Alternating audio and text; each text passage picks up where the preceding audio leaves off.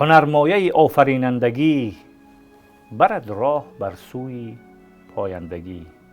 درود و پیام های فراوان بینندگان ارجمند تلویزیونی سینما، نشر نوبتی برنامه آفرینندگی است منظور شما.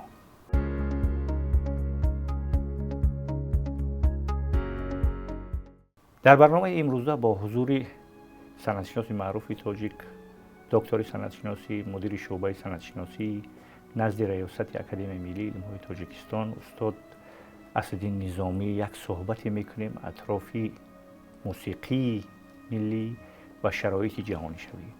ناگفته نماند که استاد همچون متخصصی ورزیده یا کارشناس ارشد ساحه موسیقی ملی، موسیقی کلاسیکی و موسیقی حرفه‌ای کسبی پروفسیونالی میان دایره‌های علمی و فنی و هنری ملی و فراملی مشهور است و در صحبتی که با استاد داشتیم سر همین موضوع تمرکز میکنیم و وضع امروزه موسیقی ملی را در تناسب با روند جهانی شوی از دیدگاه استاد مشخص میکنیم. تشکر استاد که دعوت ما را پذیرفتید و استاد از همینجا شروع کنیم که موسیقی ما چی وضع حال روزی داره و این روندی جهانی شوی که پهلوهای مثبت و منفی دارد و موسیقی ما چی تاثیراتی داشته میتواند، هم به لحاظ مثبت و هم از دیدگاه منفی. بفرمایید استاد، مرحمت. بله، خوب گفتید. عموما معلوم است که امروز جریان جهانی شوی با همه جنبه های فرهنگ، سیاست، اقتصادیات، عموما رشد منطقه ها، رشد دولت های خرد و کلان تأثیر خیلی بزرگ دارد و درست قید کردید که تأثیر جهانی شوی هم جهت منفی دارد و هم جهت مثبت. البته این را باید اعتراف کرد و جهانی شوی وقتی که ما تصور میکنیم که بین فرهنگ ها، بین تمدن ها، بین خلق هایی که طی هزار ساله ها به تمدن جهانی سهم گذار بودند، از جمله خلق عزیزی ما، خلق تاجیکی، چه در ساحه نظم، چه در ساحه موسیقی، چه در ساحه علم، چه در ساحه دولت داری، دولت سازی و سیاست مداری و تمدن جهانی سهم بزرگ گذاشتند و امروز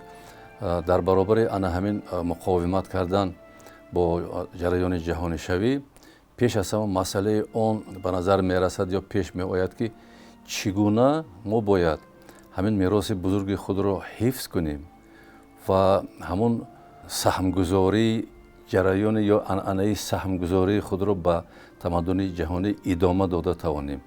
یعنی آیا تمدن ما رو، مدنیت امروزی ما رو، موسیقی ما رو، تئاتر ما رو یا ادبیات ما رو در جهان تا چه اندازه اعتراف میکنند، بهره میبرند، میشناسند؟ این خیلی مهم است، زیرا عموما در نظریه فرهنگ شناسی شما این خوب میدونید، فرهنگ انسانیت، عموما فرهنگ جهانی، این یک مجموعه کلی فرهنگ ها یا تمدن های گوناگون است که اینها طی 100 ساله ها، طی 1000 ساله ها با هم آمیخته بودند، آمیزش پیدا کرده بودند و به همدیگر تأثیر میرساندند و همین گونه تأثیر رسانی و همین گونه آمیزش یافتن تمدن ها خودش قانون رشد تمدن است.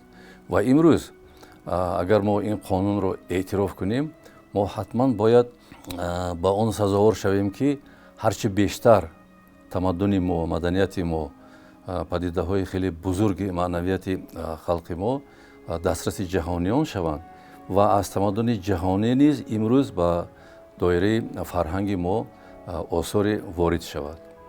انمی یکی از معماهای، فکر میکنم معماهای خیلی هم پراسراری مقاومت ما با جریان جهانی شوی.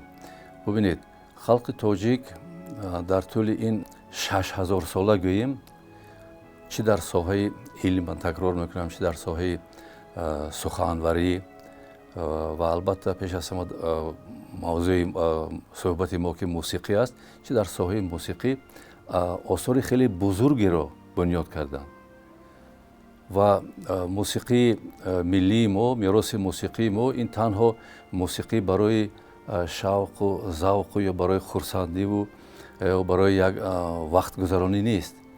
موسیقی ملی ما یک عالم خیلی بزرگ عرفان است، یک عالم خیلی بزرگ معنویت است. موسیقی چی شش مقام، چی آثار همین فلک سرایه یا دیگر انواع موسیقی عنعنوی ما، این پیش از همه پدیده است که طی همین 100 ساله ها تمام واقعیت زندگی مردم ما رو، خلق ما رو انعکاس کرده است توسط ربایی، توسط سرود، توسط پارچه های مقام ها یا ناله های فلکخوانی یا دیگر انواع موسیقی عنعنوی که در توی مراسم ها، در جشن ها، در عید ها اجرا کرده می شدند. همه این آهنگ ها یا همه این سرود ها انعکاس کننده روحیه این یا آن زمان، این یا آن واقعیت زمان ها، دوره ها بودند. اگر برای مثال مراجعت کنیم به محتوای موسیقی عنعنوی ما، همین 1000 سال آخر اگر گیریم، خلق ما در ساحه موسیقی عنعنوی 6 مقام را آفرید. این 6 مقام ادامه همون 12 مقام قدیمی است که به عصرهای خیلی پیش از میلاد رفته میرسد، آغاز تشکل اینجا. یعنی چی محتوای این اثرها چی را افاده میکند و چی را انعکاس میکند؟ موسیقی روحیه زنده مردم را عکس میکند. در سرود خلقی، اگر هم سرود خلقی عادی را اگر مثال گیریم، در یک سرود خلقی یک جهان حسرت و آرزو و آرمان و نیت و دنیابینی و دنیاشناسی مردم انعکاس یافته است. و ببینید ما چند پیش جشن روز وحدت را قید کردیم، تجلیل این جشن بود، خیلی در شکل پرشکوه برگزار گردید. همون روزها البته به یاد می آوریم که زندگی مردم ما طی 100 ساله های زیاد دچار پراکندگی بود. این واقعیت تاریخ است. انا همه واقعیت تاریخ رو در سرود و موسیقی و در ربایی های خلقی، در بیتخوانی ها، در دو بیتی ها، در ناله های فلک، در اثرهای 6 مقام مشاهده کردن ممکن است. من همین پراکندگی و همین دور از وطن بودن و یاد وطن کردن و حسرت وطن بینید در سرودهای غریبی، در سرودهای گریه، در ناله های همین آهنگ های مردمی افاده یافته است. انا همینم یکی از دستاوردهای گفتن ممکن است که صنعت موسیقی ما است. در برابر این همیشه در سرودهای خلقی یک جنبه نشاط انگیز هم بود، یک جنبه بود که مردم آرزو میکردن. شاید همین آرزوی همین به هم آمدن، آرزوی به وطن رسیدن، آرزوی وطن رو آباد کردن، انا همین چیزها هم یک جنبه نشاطی سرود و موسیقی خلق ما است. از اینجا یک خلاصه برآوردن ممکن است که امروز انا همین اسلوبی خیلی هم نازک، اسلوبی خیلی هم شیرین موسیقی ملی ما باید همچون یک نشان دهنده سیمای تمدن ما دسترس جهانیان گردد و این کار شده هم ایستاده است. امروز من ببینید که در سطح جهانی، در سطح یونسکو، من در کشورهای غرب، در امریکا، در همه جا توجه به موسیقی آسیای میانه از جمله به موسیقی عنعنوی تاجیکان خیلی زیاد شده است، افزوده است. برای چی؟ مردم جهان سرفهم میروند که عموما موسیقی شرق، عموما تمدن شرق، موسیقی هندوستان، موسیقی چین، آسیای مرکزی، این افاده کننده یک اسلوب خیلی هم نازک صنعت است، صنعت آواز، صنعت صدا. یعنی توسط صدا، توسط آهنگ ها، توسط سازهای موسیقی افاده کردن روحیه مردم. برای تمدن جهانی امروز یک کشفیات است که چگونه در نهاد تمدن خلق تاجیک نخست 12 مقام و بعد از آن 6 مقام که هر یک مقام از روی حجم و از روی مرکبات و از روی محتوای بدیعی خود برابر یک اپرای غربی است. یعنی تقریبا 2 ساعت، 2.5 ساعت دوام میکند. برای مردم جهان شناختن همین اثر که چگونه خلق طریق شفاهی، یعنی بدون خط، بدون نوت‌نویسی، بدون این یا آن استفاده از کمپوزیتور مشخص، یک شخصیت همین گونه اثر آفریده است.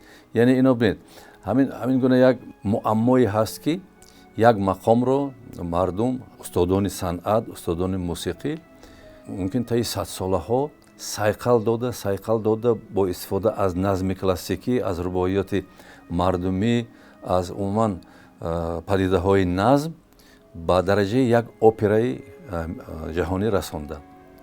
ин ҳам боиси ифтихор асту ва боиси таваҷҷӯҳи такрор мекунам боиси таваҷҷӯҳи аҳли фарҳанги ҷаҳон гаштааст ва дар сатҳи ЮНЕСКО эътироф гардидани шашмақом ё фалаксароӣ ҳамчун падидаи бузурги мероси маънавии аҳли башар ин беҳуда нест ва тасодуф ҳам нест.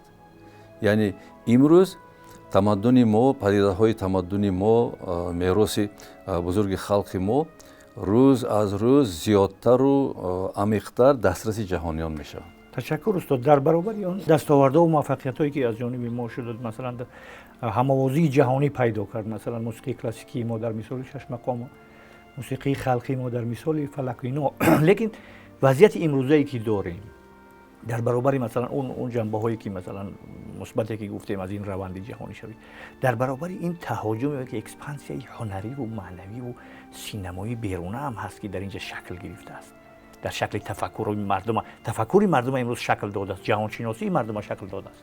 ҳаминтур нест ки бо он ҳам муқовимат бояд кард. бале медонед ин чизе ки шумо гуфтед ин ногузир аст ва бояд эътироф кард ки ҳамин ҷараёни ҷаҳоншавӣ бо садҳо намуд риштаҳо бо садҳо намуд ноқилҳои воридкунанда ҳозир вориди зеҳни мардуми мо зеҳни ҷавонон умуман вориди доираи фарҳангии мо мешаванд чӣ дар соҳаи адабиёту санъату синамову мусиқиву театру дигар яъне аз ин ҳаракату аз ин воридшавӣ ҷои гурез нест. модоме ки ҷои гурез нест инҷо як масъалаи дигар ба миён меояд ки ҳарчи бештар дар замири мардум умуман дар доираи тафаккури мардум обод кардан бунёд кардан рушд додан ва афзун кардани эҳсосоти ҳамон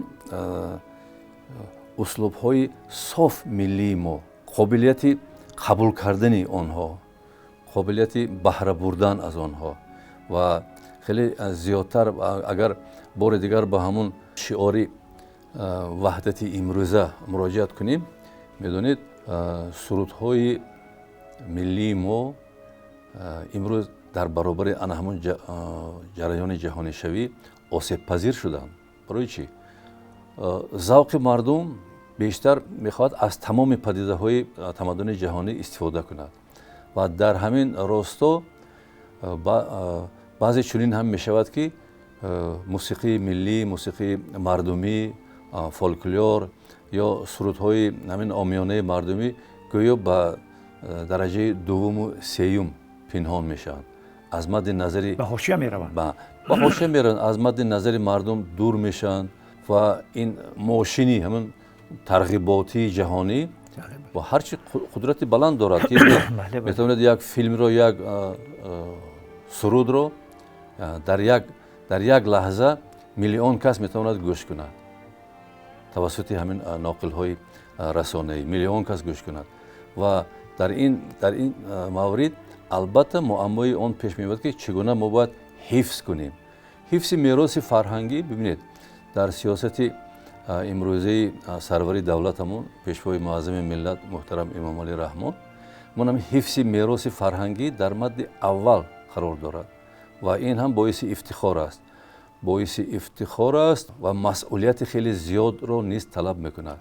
пеш аз ҳама масъулият аз амин расонаҳои хабарии худи миллии мо радиову телевизиону дигар расонаҳо ки дар ин ҷо низ бояд ки як сиёсати хеле ҳам мукаммали тарғиби мусиқии миллӣ ё умуман мероси миллӣ ба кор андохта шавад.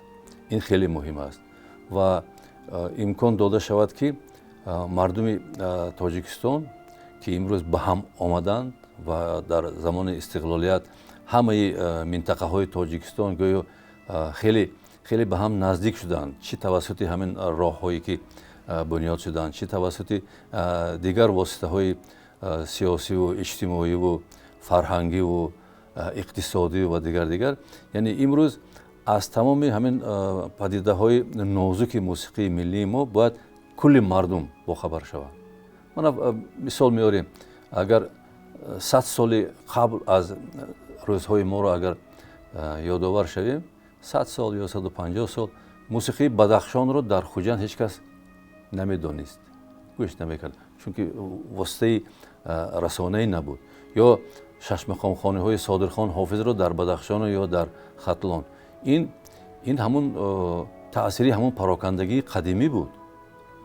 امروز که امکانیت پیدا شده است، امروز که ما دست داریم با تمام واسطه هایی که با استفاده از همین میراث موسیقیمون مردم رو به هم بیاریم، همین به هم آوردن مردم و در ضمیر مردم جا کردن پدیده های بزرگ میراثی، این خودش یک نمود مقاومت میشد به همون جریان جهانی شوی. یعنی اینجا مبارزه ضرور نیست، مبارزه بردن این یک شعار دیگر است. با عوض همون شعار مبارزه و مقاومت و یعنی حتما یگان چی کردن، اینجا باید پیش از همه همون احساسات خودشناسی ملی، خویشتن شناسی رو توسط پدیده‌های فرهنگی بیدار کنیم. یک بخشش همین موسیقی است دوستان. یک صحبت اگر در خاطرتون باشه از فیلسوف چینی کنفوچی کرده بودیم که وی گفته بود که منش ما یعنی طبیعت ما و سرشت ما از آیین‌ها بنیاد گرفته، با شعر پرورش یافته، با موسیقی کامل می شود. یعنی همین پدیده های پرقدرت یا عنصرهای هنری که یکتش همین موسیقی است، یعنی با موسیقی کامل می شده است. با آیین‌ها بنیاد می گرفته از سنت آیین‌های ما. بله. مثلا با شعر ما پرورش می یافته است و با موسیقی به سطح بلندی تکامل می رسیده است. منظور ما هم از همین بحث موسیقی به صفت یک عنصر یا که ابزار آفرینندگی است که بله میدونید وقتی من امروز درباره موسیقی سخن می رود بسیاری فراموش میکنن که عموما موسیقی چیست. این رو باید یک بار باید با احساس مردم باید به خاطرشون یک بار دیگه رسانیم. موسیقی این صدای دلنواز است، صدای گوشنواز است، صدایی است که میفورد. یعنی من حاضر چیزی که شما از کنفوسی میگید، نظم کلاسیکی ما که امروز در تمام جهان اعتراف شده است، امروز نه 100 سال پیش 200 سال پیش بزرگترین ادیبان شاعران جهان نزد حافظ و سعدی و جامی سری تعظیم فرود آوردن، چی گوته و چی پوشکین و چی دیگر اگر مثال بیاریم. از چه خاطر؟ نظم کلاسیکی ما نظم عرفانی است، نظمی است که صدها معنی های حیات رو، زندگی انسان رو در خود گرفته است و بیان میکنه، تحلیل میشناساند. ببینید همین نظم کلاسیکی ما همیشه با موسیقی پیوند بود. از رودکی سر کرده. آن همون موسیقی در مورد همین ترغیب نظم یا ترغیب معنی ها همچون ناقل بود. همون شعر کلاسیکی ما رو، غزل کلاسیکی ما رو یا روایات کلاسیکی ما رو با صدای زنده به گوش مردم میرسونه. بیهوده نیست که حتی در بسیار سرچشمه ها یادآور میشوند که از رودکی سر کرده تا دیگر شاعران بزرگ همیشه آنها راوی داشتند. راویان این اشعار رو، این شعرها رو حتما با موسیقی میخواندن، یعنی با آهنگ میرساندن و با همین واسطه همین نظم دسترس مردم میشد. چون که در قدیم این خدا میلیون کتاب نبود، دستخط ها انگشت شمار بودن، در بعضی خانه ها، در بعضی مرکز های فرهنگی بودن دستخط های نظم کلاسیکی، لیکن راویان از آنها استفاده برده در معرکه ها، در توی ها، در محفل های اونس، همین غزل ها رو با آهنگ، با موسیقی می سرودن. و همینجا نقش شش مقام، نقش موسیقی مقام ها رو باید یادآور شد که با همین منوال نظم کلاسیکی یا معنی هایی که رودکی و سعدی و حافظ و بیدل و رومی و هلالی و عبدالرحمن جامی افاده میکردن، با آهنگ دسترس مردم میشدن. یعنی همون سه زینه ترغیباتی اگر گوییم با زبان امروزی عادی گوییم، سه زینه ترغیباتی این بنیاد کردن همون اثر، نوشتن، روی کاغذ آوردن و آن رو با صدا به گوش مردم رساندن. این است یکی از رسالت خیلی بزرگ موسیقی ملی. تشکر زیاد استاد. حتما این موضوع رو دنبال میکنیم چون وقتی ما محدود است. در برنامه من بعد سر این موضوع مفصل تر صحبت میکنیم. تشکر زیاد بار دیگر که دعوت ما رو پذیرفتید و یک صحبت خوب اختصاصی هم انجام دادید. رسیدیم به پایان برنامه. روزگاری خوش و بردوام و ایام بکام.